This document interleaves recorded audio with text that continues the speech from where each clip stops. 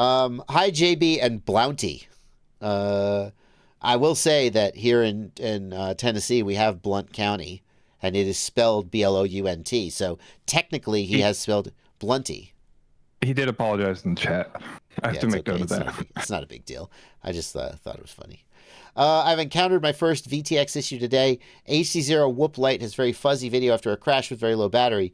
My guess is that your camera's out of focus. Posted details in the Discord, so let's take a look from J Scars. Blunty, if you know where his video is and can post it, that'd be great. I'm scrolling looking for it. Wow, Sunshine has pointed out that Curb Your Enthusiasm already has, of course they do, a joke about generosity. Yeah. Where is Jason Aviator? No. Where is this video? I'm not finding it. I'm all the way back to the beginning of the stream. It's a thread in the troubleshooting section, he says. Oh, it's not in the live stream chat. Okay, hold on. Let me find it. Whoop Light fuzzy video. In case you don't know, my Discord server has a troubleshooting forum where people ask questions and hopefully get answers.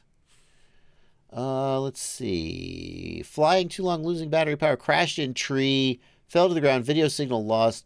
Video signal is now fuzzy. Betaflight logo doesn't show up completely. OSD elements load in at different time.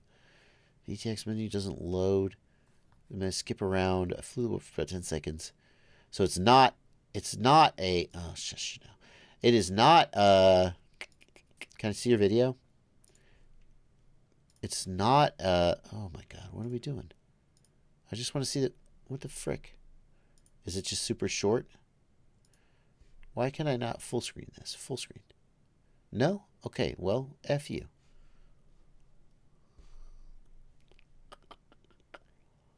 Let's just download it. We'll do it live. Crashed in tree. So I don't think it. Why does your video look like a circle? What's going on there? All right, fine. Everything's working here. Inside the fence. Hell yeah. Just. I know that feeling. Okay, so fuzzy as in static. And the VTX isn't loading. So the reason that the OSD isn't loading is that the OSD is transmitted digitally along with the video signal. So if your video signal is really bad, then your OSD also won't load. It seems like your video transmitter was damaged in the crash. I mean, let's see. I don't know if I could be more specific than that. Like the thing, here's the thing. If a problem starts after a crash, then people are always like, well, should I check in Betaflight? Should I change my firmware? And it's like, no, the problem started after a crash, therefore something broke in the crash. Physical damage happened during the crash, and now something is broken. And you have to ask yourself, what is broken, right? I feel like that's like a pretty solid troubleshooting axiom. And I hesitate a little bit because, like, when somebody brings you a broken quad, it's really easy to just go, well, you replace the flight controller, replace the ESC, replace the motor.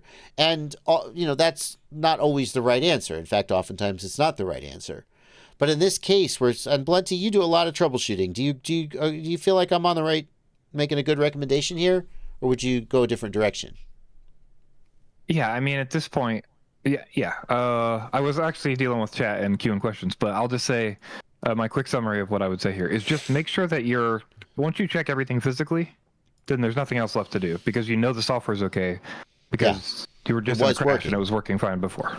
Right, so it can only be physical wire damage, some kind of board component breaking, or the VTX breaking, or something like that, right? So you kind of have to work through process of elimination to try to decide that. And if you don't have replacement parts, unfortunately, it becomes a place where, like, oh, you're going to have to try to replace something, or going to have to try to reseat things or resolder things until you figure out, what's wrong here. Yeah. So, like, inspect for damage. Damage has happened. But the thing is, if it was damage to the wiring, well, it has to be the antenna or the video transmitter. That's it.